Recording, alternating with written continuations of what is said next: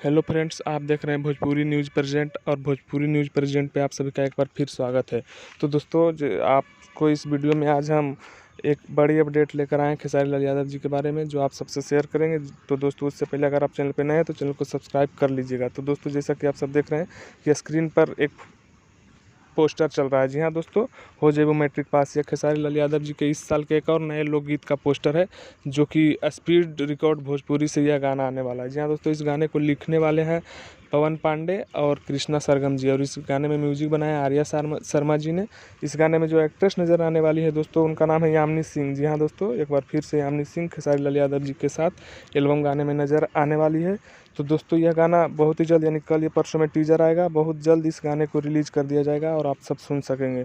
तो दोस्तों अगर वीडियो अच्छी लगी तो अपने दोस्तों के साथ भी शेयर कीजिए, और दोस्तों चैनल पे नए हैं तो चैनल को ज़रूर से ज़रूर सब्सक्राइब कीजिए। जय हिंद, जय भोजपुरी।